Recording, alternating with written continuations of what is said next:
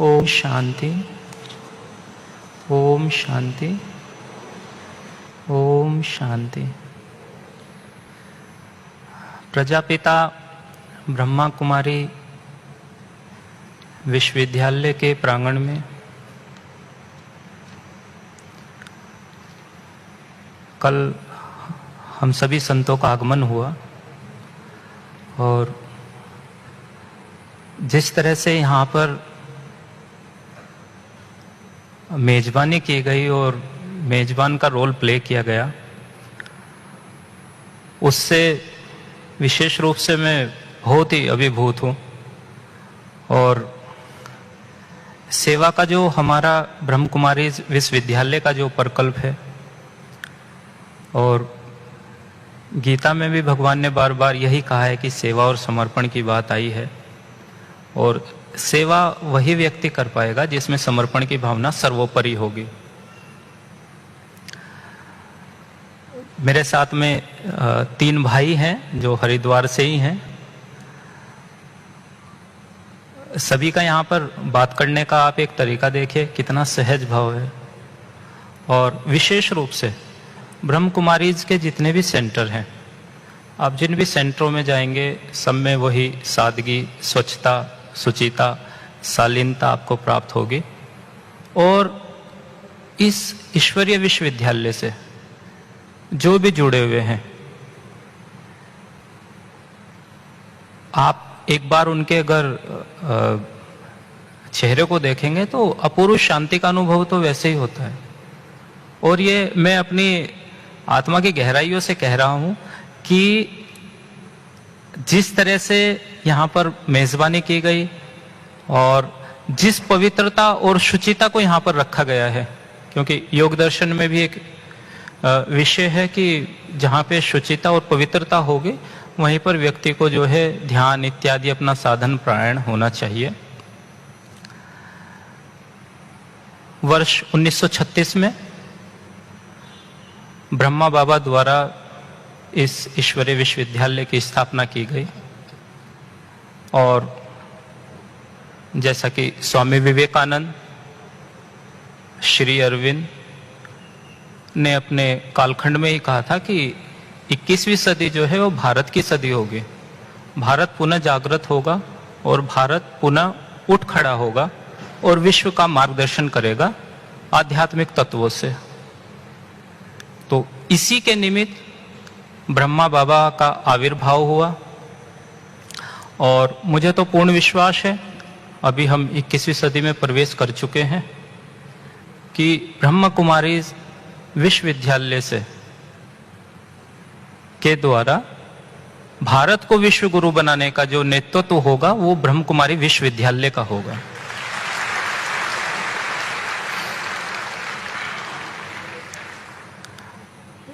कल के कार्यक्रम में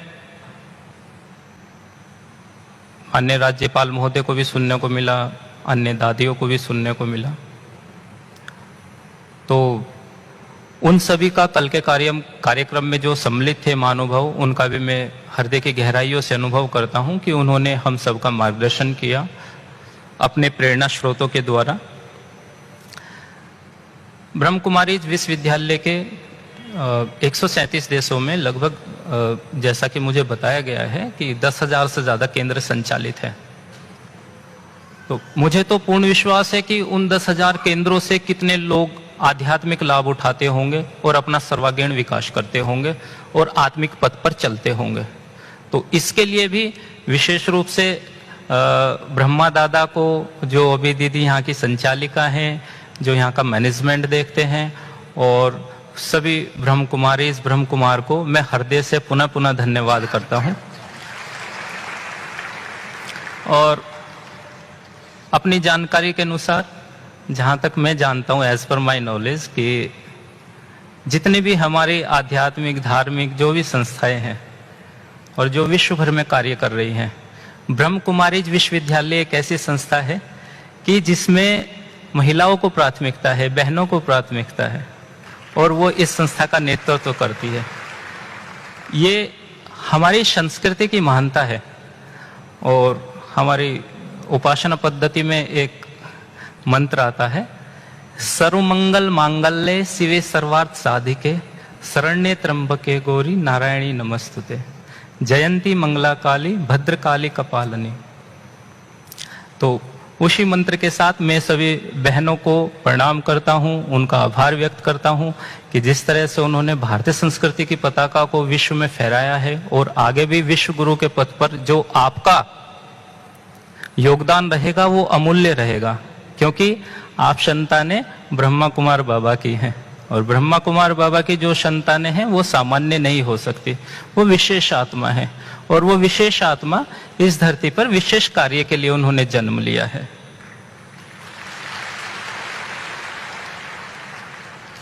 ज्ञान, योग, धारणा और सेवा जो हमारा विशेष प्रकल्प है। अब देखिए, वो तो आप में सब कुछ घटित होता है। विषय गीता पे बोलने का है कि आज के आधुनिक युग में गीता को कैसे सम्मिलित किया जाए, कैसे अपने जीवन में उसका समावेश किया जाए। लेकिन यहाँ पर तो जितने भी बहनों भाइयों से मिलते हैं, जो उनके आचार विचार हैं, वो सब गीता से ही घटित होते हैं। मुझे लगता है कि इस प्रांगण में आकर के और गीता तो यहाँ पर घटित हो रही है। जहाँ भी बीच बीच में स्लोगन लिखे हुए हैं गैलरीज में या कक्ष में इत्यादि में, वो सब गीता से ही ओतप्रोत है। वो कहीं ना कहीं हमें गीता की ओर ही इंगित करते हैं। तो जिसने भी यहाँ पर ये व्यवस्था बनाई है, बाबा के बाद जो दीदियों ने जो संचालन किया है, विशेष रूप से ये साधारण व्यक्तियों का तो कार्य हो ही नहीं सकता। ईश्वर की और बाबा की जिन पर विशेष कृपा है वही ये कार्य कर सकते हैं।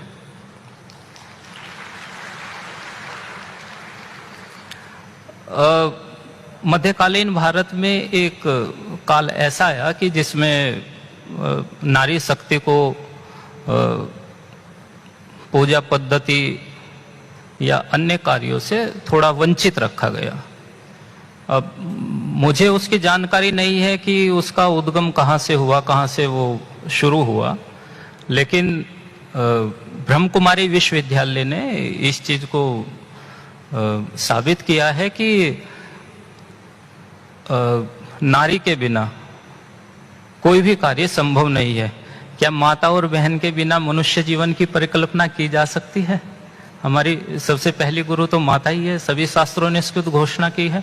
और वैदिक काल में जाएंगे तो गार्गी और मैत्रेयी उपनिषदों से उनके बारे में काफी लिखा गया है। तो गार्गी और मैत्रेयी के बिना क्या उपनिषद की परिकल्पना की जा सकती है? नहीं की जा सकती। तो विशेष रूप से इस संस्था में आने से काफी आनंदित हूँ, अभिभूत हूँ और आप सभी को धन्यवाद बार बार करना चाहूँगा, पुनः पुनः प्रणाम करना चाहूँगा कि मातृशक्ति को जो नेतृत्व दिया है, जो उनकी क्षमताओं को विश्व देख रहा है, विश्व के 137 देश देख रहे हैं और भारत की जो प्रथम नागरिक हैं वो भी संस्था से जुड़ी हुई हैं।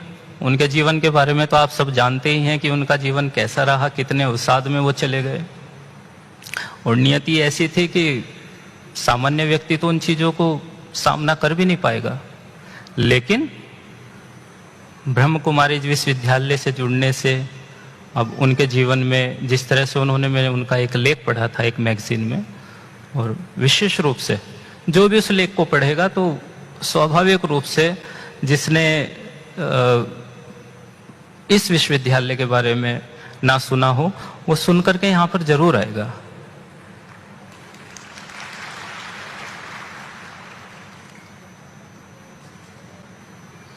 इमं विवस्ते योगा, गीता में सभी विषयों को समाहित किया गया है। आप किसी भी विषय को ले लीजिए, आपका वो खान पीन का हो, रहन सहन का हो, युक्ताहार विहार से युक्त चेष्ट से कर्मसु युक्त स्वप्न बोध से योगो भवति दुख। हे अर्जुन, दुखों का नाश करने वाला योग तो यथा योग्य आहार विहार करने वाले का ही है, सिद्ध होगा।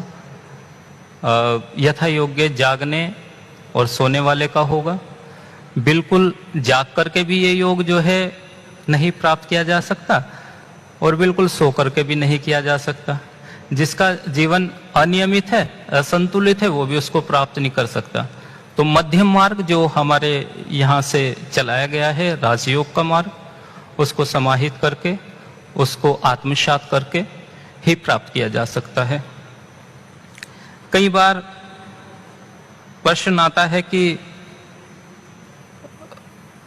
पुनर्जन्म से संबंधित कई मतांतर उनको मानते हैं, कुछ नहीं मानते।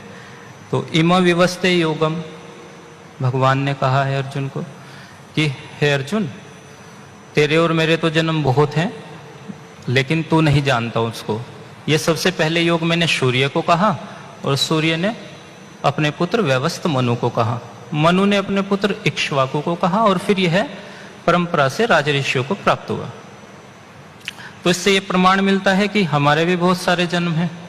तो पुनर्जन्म का जो सिद्धांत है वो यहाँ पर गीता के माध्यम से सिद्ध होता है।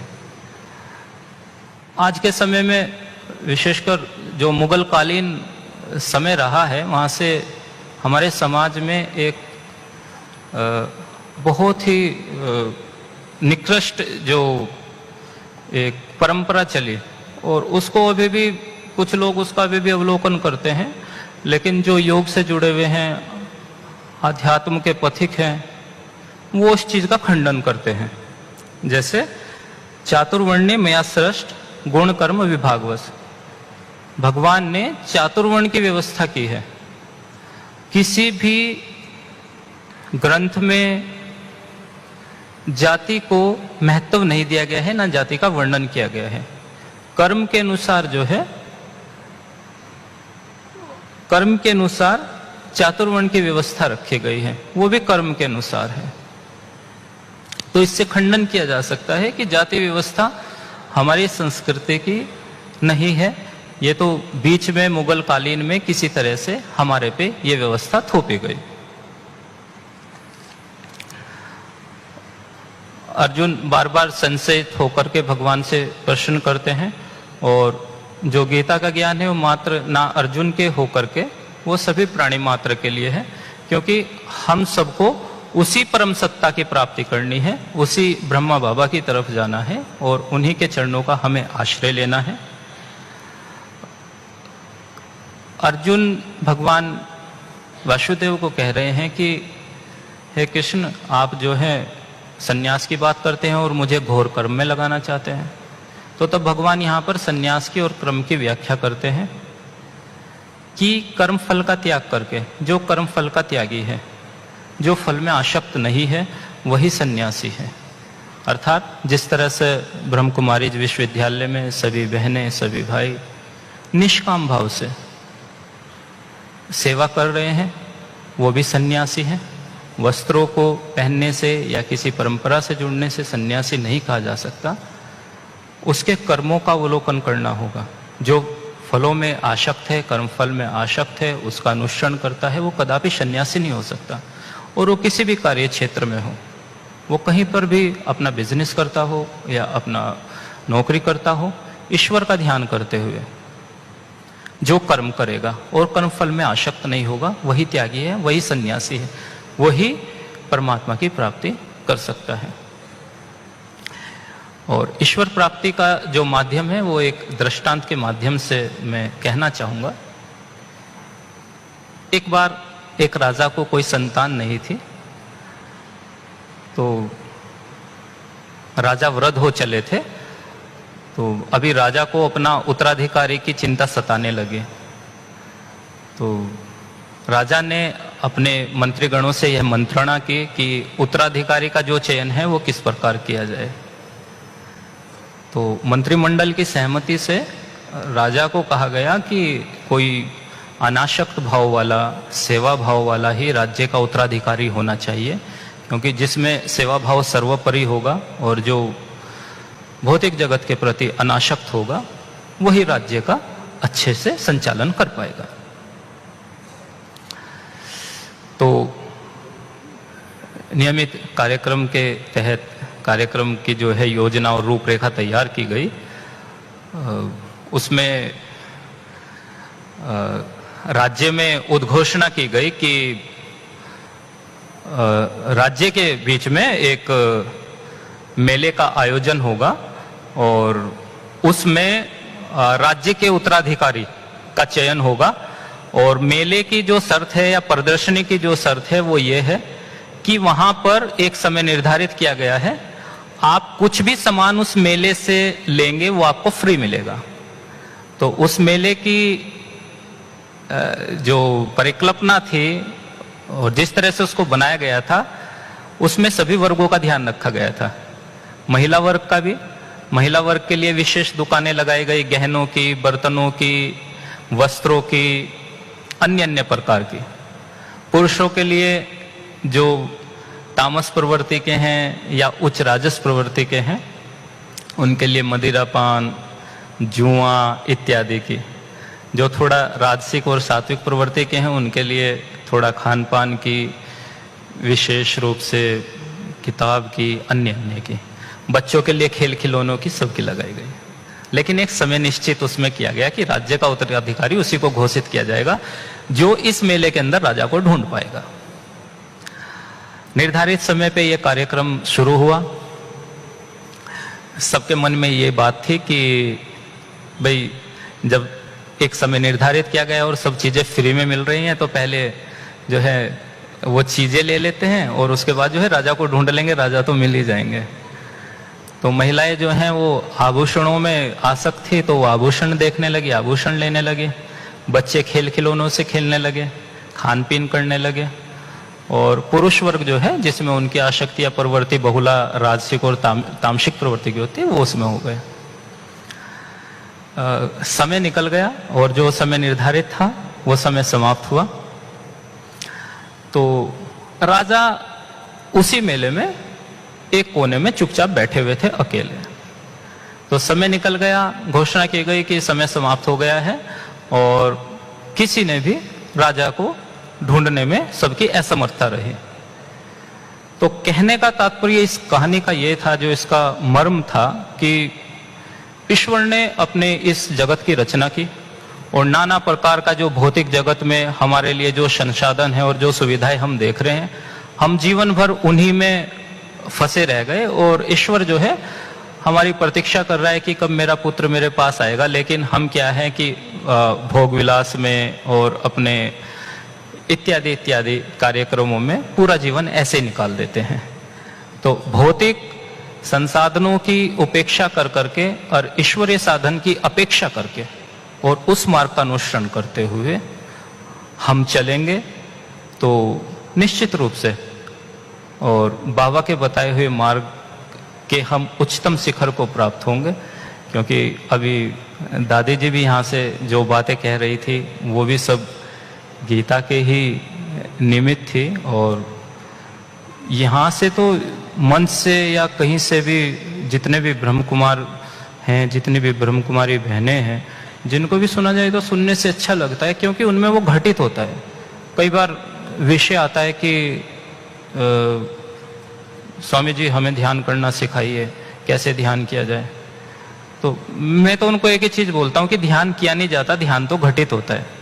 जिसमें सेवा भाव नहीं है, जिसमें समर्पण नहीं है, जो दूसरे का आदर नहीं करना जानता, वो ध्यान कभी नहीं कर पाएगा। और जिसमें सेवा भाव है, जो विशेष रूप से इस संस्था की, इस विद्यालय का जो मुख्य उद्देश्य है, स्वतः उसका ध्यान तो घटित होगा ही। वो 1 घंटा बैठे, 2 घंटा बैठे, जितने समय बैठे। और एक साधक की पहचान यही है कि जैसे भौतिक जगत में हम किसी से मिलते हैं तो पूछते हैं कि आप कहाँ पर जॉब कर रहे हैं, आपका पैकेज कितना है, या फिर व्यवसाय में पूछते हैं कि आपका टर्नओवर कितना है। तो एक साधक दूसरे साधक से तो यही पूछता है कि आप बैठ कितने समय सकते हैं ध्यान में। तो इससे उसकी जो उसने अपनी तपस्या से, अपने स्वाध्याय से जो चीजें उसने ये कमाई है, तो सामने वाला समझ जाता है कि ये साधक है या फिर कुछ और है।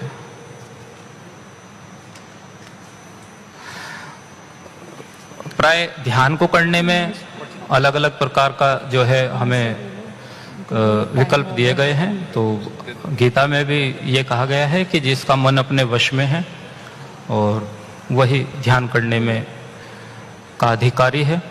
तो अब मन को कैसे वश में किया जाए, तो भगवान कृष्ण जो है अर्जुन से कहते हैं अभ्यास और वैराग्य से ही मन को वश में किया जा सकता है, नहीं तो ये बड़ा चलायमान है।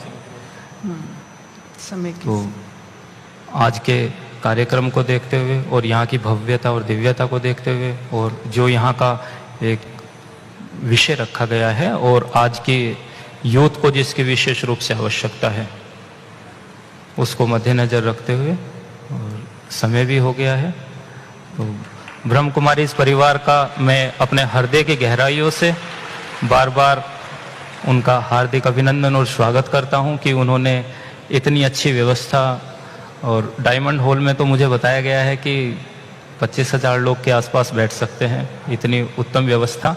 एक भाई मुझे कह रहे थे जब हरिद्वार से आ रहे थे कि कुछ वर्ष पहले कुछ प्रशासनिक अधिकारी यहाँ पर आए और उन्होंने मुझे बताया कि संस्था में आकर के, जो आपकी इतनी बड़ी संस्था है, इतने देशों में आप किसी सेवक को तो यहाँ पे रखते नहीं हैं, सब सेवा जो है अपने आप ही कर रहे हैं, भोजन भी अपने आप बना रहे हैं, बर्तन भी अपने आप साफ कर रहे हैं, सब व्यवस्था है अपने आप में। तो कुछ लोगों को यहाँ पर जो है फिर रखा गया।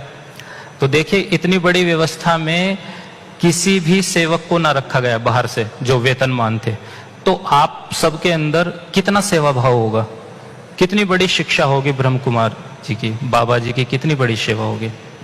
तो अभिभूत हूँ, अभिनंदन करता हूँ, आपको बार बार प्रणाम करता हूँ, सभी को बहुत बहुत धन्यवाद, प्रणाम। ओम